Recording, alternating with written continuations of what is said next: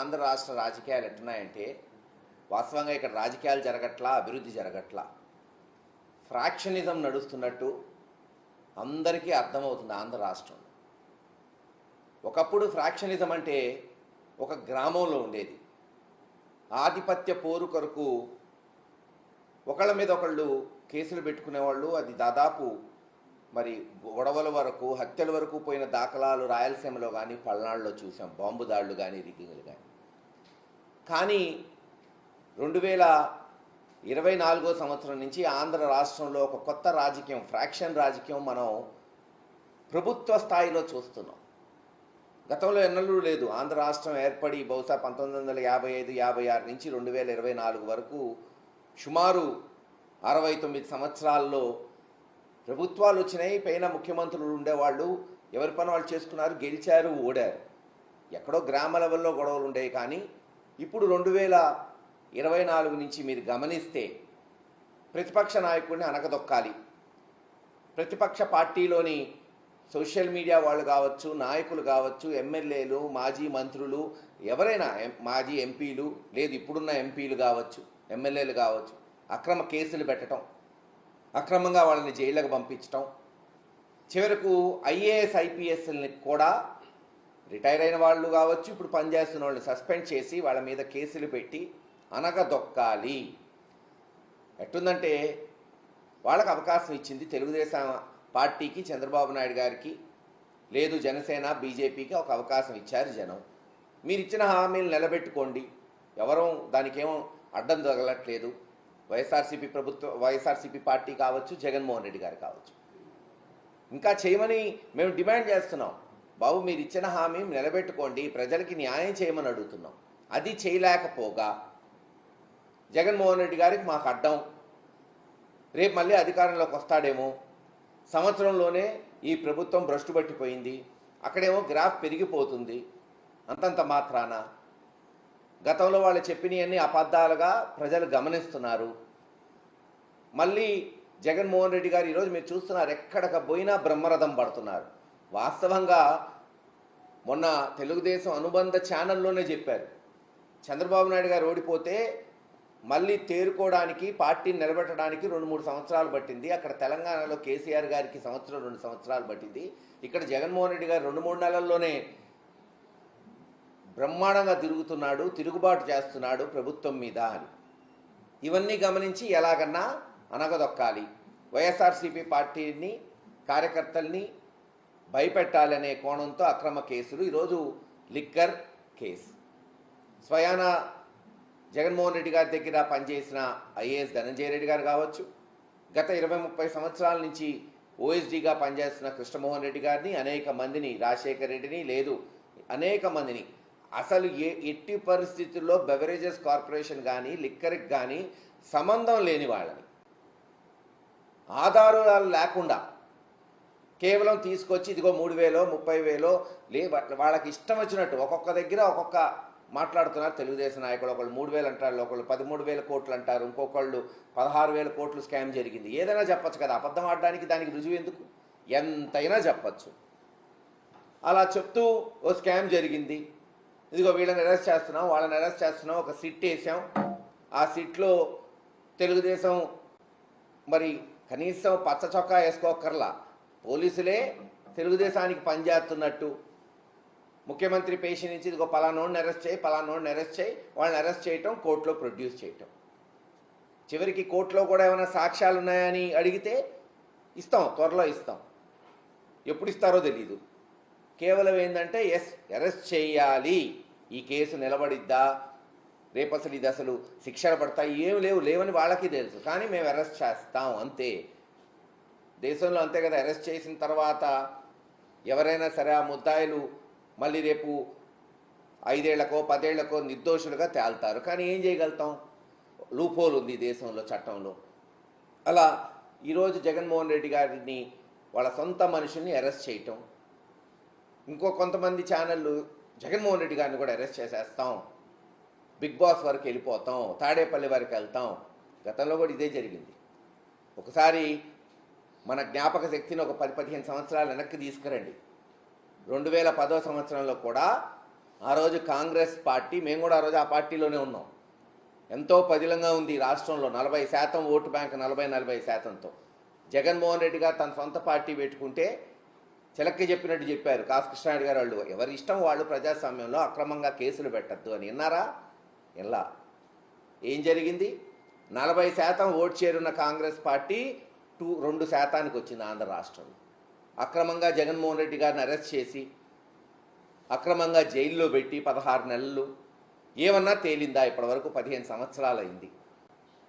అవే మళ్ళీ రిపీట్. మొన్న కూడా చెప్పా, సేమ్ అదే రిపీట్, అదే పత్రికల్లో అదే రకంగా తప్పుడు రాతలు, అబద్ధపు రాతలు, చెప్పిందే చెప్పటం, దాని మీద విశ్లేషణలు పెట్టడం, అరెస్టులు చేయటం, కేసులు పెట్టడం.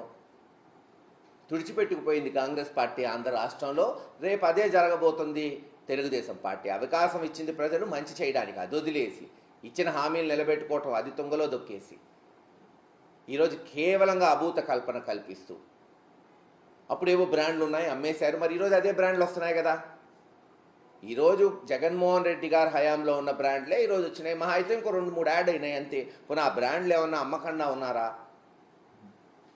బ్రాండ్లు అనేది ఎవరైనా పెట్టచ్చు, మార్కెట్లో ఎవరైనా కొనుక్కోవచ్చు. మరి అవే వస్తున్నాయి, ఇంకా ధర ఎక్కువకు వస్తున్నాయి. ఆ రోజున వైన్ షాప్స్ అంతా ప్రభుత్వం నడిపింది. ఎక్కడా వైఎస్ఆర్సీపీ నాయకులకు కానీ ఎమ్మెల్యేలకు కానీ దానికి సంబంధమే లేదు. రెంట్లు గవర్నమెంట్ కట్టింది, ఎంప్లాయీస్, కాంట్రాక్ట్ ఎంప్లాయీస్ జీతం గవర్నమెంట్ ఇచ్చింది, ధరలు ప్రతి బాటిల్ అమ్మింది ప్రభుత్వమే. ప్రభుత్వ అధికారుల కనుసన్నల్లో జరిగింది. అంటే డిపో మేనేజర్ల దగ్గర నుంచి ఎన్ని వేల మంది ఎక్సైజ్ స్టాఫ్ దాంట్లో ఇన్వాల్వ్ అయి ఉంటారు చెప్పండి. అంటే వాళ్ళు ఎవ్వరూ తప్పు చేయలేదంట, పైన ఒక్క ముఖ్యమంత్రి గారితో. అదెట్ట కుదిరిద్ది? అసలు ఏమన్నా అర్థం ఉందా దీంట్లో? ఈ రోజున మరి ఎవరు నడుపుతున్నారు వైన్ షాపులు చెప్పండి? ప్రతి తెలుగుదేశం ఎమ్మెల్యే వాటా లేకుండా ఒక వైన్ షాప్ ఉందా? తెలుగుదేశం కార్యకర్తలు నాయకులు లేకుండా ఒక వైన్ షాపులో ఒక బాటిల్ అన్న అమ్ముతున్నారా? గ్రామాల్లో ప్రతి బెల్ట్ షాపు అమ్మేది తెలుగుదేశం నాయకులు కాదా? మరి రేపు ఎన్ని కేసులు కట్టాలి? ఈ రకంగా చూస్తే ఆలోచించుకోండి.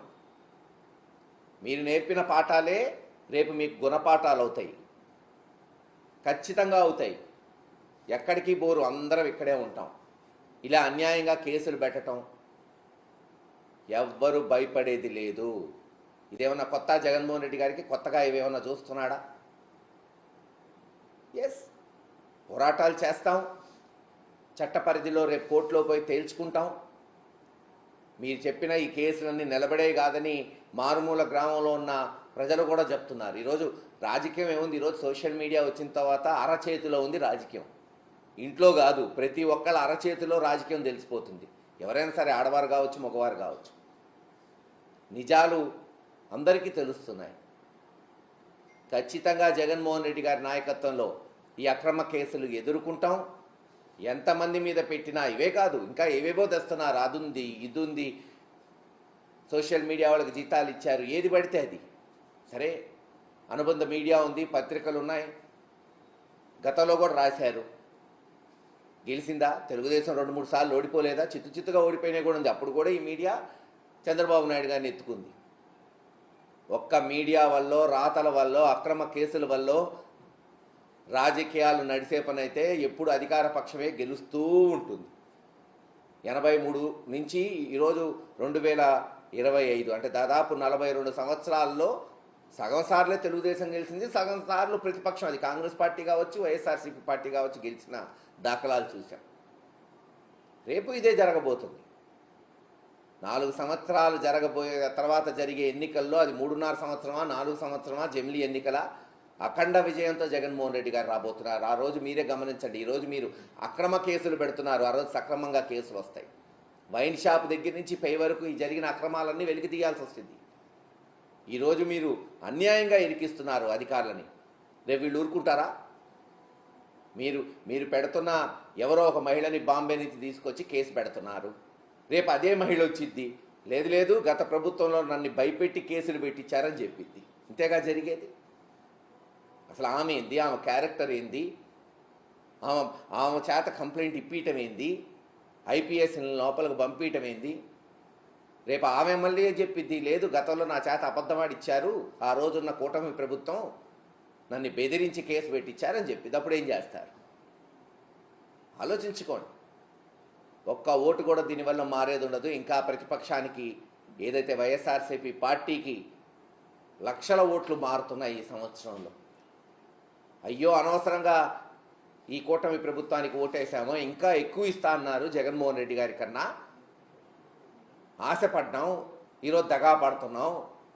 జగన్మోహన్ రెడ్డి గారు ఉంటే కనీసం ఆ 13,500 అన్నా రైతు భరోసా వచ్చేది, ఆ 15,000 అన్నా అమ్మఒడి వచ్చేది, ఆ ఆసరా వచ్చేది, ఆరోగ్యశ్రీ సక్రమంగా నడిచేది, ఫీజు రీఎంబర్స్మెంట్ పిల్లలకి ఈ సంవత్సరం ఫీజులు కూడా కట్టల, కనీసం స్కాలర్షిప్లు కూడా ఇవ్వాలి ప్రభుత్వం. అనగదొక్కాలి అనే ఒకే ఒక జపంతో ముందుకు పోతున్నారు.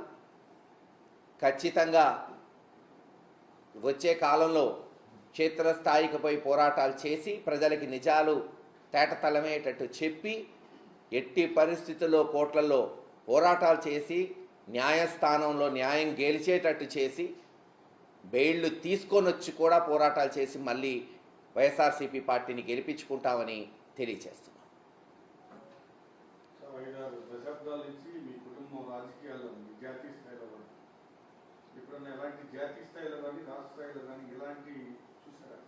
నేను మీకు అదేగా చెప్తుంది. 1955, 56 ఆంధ్ర రాష్ట్రం ఏర్పడింది. ఇది 2025. నేను కాదు, ఎవరూ చూడలా. ఫ్రాక్షన్ పాలిటిక్స్ నడుస్తుంది ఈరోజు ఆంధ్ర రాష్ట్రంలో. ఫ్రాక్షన్ అంటే ఏంటి? ఆధిపత్య అవతల వాడిని అనగదొక్కాలని అక్రమ కేసులు పెట్టడం, తొక్కాలని చూడటం. అది జరగదంటున్నా. ప్రజాస్వామ్యంలో అది గతంలో జరగలేదు, రేపు జరగదు. ఇప్పుడంటే ఏదో ఎమ్మెల్యే లెవెల్లోనో గ్రామ లెవెల్లోనో చూసేవాళ్ళం, ఈరోజు రాష్ట్ర లెవెల్లో చూస్తున్నాం. ఖచ్చితంగా 40% ఓట్ చేరున్న జగన్మోహన్ రెడ్డి గారికి ఇప్పటికే అది 46, 47కి వచ్చేసింది. భారీగా పెరిగింది. అవి వాళ్ళకి తెలుసు కాబట్టే కదా. ఇంకా ఈ స్టాటిస్టిక్స్, సర్వేలు, మాస్ లీడర్ అయిన జగన్మోహన్ రెడ్డి గారు పెద్ద పట్టించుకోడు, ముందుకు వెళ్ళిపోతాడు. కానీ చంద్రబాబు నాయుడు గారు నిత్యం సర్వేలు చేయించుకుంటుంటాడు. అది చూసే కదా ఇప్పుడు ఇదంతా జరుగుతుంది. ఇదేందిరా, సంవత్సరంలో అధికార పార్టీకి ఇంత కుంగిపోవటం ఏంది, ప్రతిపక్ష పార్టీకి ఇంత పెరగటం ఏంది అని తెలుసుకొనే ఇంకెట్టయినా ప్రతిపక్షాన్ని తొక్కాలి. ఎందుకంటే ఆయన ఇచ్చిన హామీలు నిలబెట్టుకోలేరని తెలిసిపోయింది కదా. కుదరదు, ఇచ్చేటప్పుడే తెలుసు. కానీ ఇప్పుడు ప్రజలకు తెలిసింది. అప్పుడు చంద్రబాబు నాయుడు గారికి తెలుసు, ఇప్పుడు ఆంధ్ర రాష్ట్ర ప్రజలకు తెలిసింది. ఇవి జరగదు, జరిపించరు. ఒకవేళ జరిపించినా లబ్ధిదారులు 50%, 60% ఇస్తారు, మిగతా 40% రిబెల్ అవుతారు. 80 లక్షల మంది పిల్లలు ఉన్నారంటున్నారు. ఈరోజు అమ్మఒడి కింద వాళ్ళు ఇచ్చే పేరు ఏదన్నా కానీ, తల్లికి వందనం కానీ ఇంకోటి కానీ రేపు ఇస్తారా చూద్దాం. 80 లక్షల మందికి ఇవ్వరు. 50 లక్షలకో 60 లక్షల మందికి ఇచ్చి మేము ఇచ్చేసామని చూసారా, అందరికి ఇచ్చామని చెప్పుకుంటారు. మిగతా 30 లక్షల మందిలో ఖచ్చితంగా తిరుగుబాటు వచ్చింది. తిరుగుబాటు వచ్చినప్పుడు వాళ్ళు జగన్మోహన్ రెడ్డి గారి వైపు చూస్తారు. అందుకని ఇప్పుడు జగన్మోహన్ రెడ్డి గారికి మసిపూసి మారేడుకాయ పూసి జైల్లో పెట్టి, ఓ ఇలాగుంది అలాగుంది. గతంలో కూడా ఎన్ని జరిగినాయి కదా అంటున్నా. ఇదేమన్నా ఈరోజు కొత్తగా జరుగుతుందా? 2010లో కాంగ్రెస్ పార్టీ అవలంబించింది, మట్టి గరిసిపోయింది. ఈరోజు అదే జరిగింది తెలుగుదేశానికి కూడా రేపు. కానీ అన్నీ చూస్తాం. ఇందాక చెప్పినట్టు పోరాటాలకి అందరం కూడా సమాయత్తం అవుతున్నాం.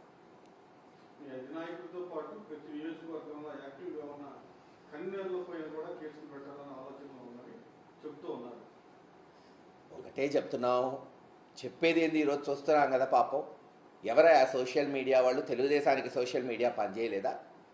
గత 5 సంవత్సరాలు 7 సంవత్సరాల నుంచో మనం సోషల్ మీడియా చూస్తున్నాం. అంతకుముందు ప్రింట్ మీడియా ఉంది, ఎలక్ట్రానిక్ మీడియా ఉంది. బహుశా 2015 నుంచి 17 నుంచి సోషల్ మీడియా, వాట్సాప్లు, లేదు ఫేస్బుక్లు, ఇన్స్టాగ్రామ్లు, ట్విట్టర్లు పెరిగిపోయినాయి ఈ దేశంలో, ప్రపంచంలో. ఇప్పుడు సోషల్ మీడియాలో పెట్టిన వాళ్ళంతా ఏమన్నా రాష్ట్ర నాయకులా, లేదు నియోజకవర్గ నాయకులా? అందరూ పాపం ఒక పార్టీ అభిమానులు. గతంలో ఎక్కడన్నా తెలుగుదేశానికి పెడుతున్న వాళ్ళ మీద ఈ 111 కేసులు, లేదు ఇన్నిన్ని రోజులు 5 కేసులు ఒక్కొక్క నియోజకవర్గంలో, వేరువేరు నియోజకవర్గాల్లో పెట్టడం, 3-4 నెలలు బంధించడం మనం చూసామా? ఏదో అభిమానం. జగన్మోహన్ రెడ్డి గారు అంటే, పార్టీ అంటే అభిమానం. వాళ్ళ యొక్క స్వేచ్ఛని చెప్పుకోవాలని పెడుతున్నారు. ఎస్, ఎక్కడన్నా అసభ్యంగా పెడితే ఖండించవచ్చు. నేను తెలుగుదేశం పెట్టట్లేదా? తెలుగుదేశం కార్యకర్తలు ఈరోజు సోషల్ మీడియాలో మాట్లాడట్లేదా? గత 10 సంవత్సరాల నుంచి. ఈరోజు మీరు 5-6 నియోజకవర్గాల్లో పెట్టారు, రేపు 175 నియోజకవర్గాల్లో పెడతాం. ప్రతి నియోజకవర్గంలో వాళ్ళ సోషల్ మీడియా వాళ్ళ మీద రేపు కేసులు ఉంటాయి కదా. మీరు చూపెట్టిందే కదా, అదే చెప్తున్నా. మీరు నేర్పించిన పాఠాలు రేపు గుణపాఠాలు అవుతాయి. ఆ రోజు ఏం చేస్తారు?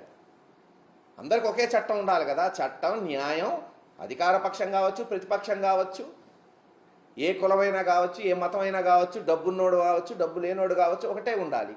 మీరు వ్యత్యాసం చూపలేరు. మీరు ఒక మార్గం చూపితే అది అదే మీకు తగిలిద్ది. ఖచ్చితంగా ఎదుర్కొంటాం. ఎవ్వడు మనోధైర్యం కోల్పోలేదు. ఇంకా మీరు చూస్తున్నారు రెట్టింపు ఉత్సాహంతో పనిచేస్తున్నాం. అది ఇంకా పెరిగేదే కానీ తరిగేది కాదు.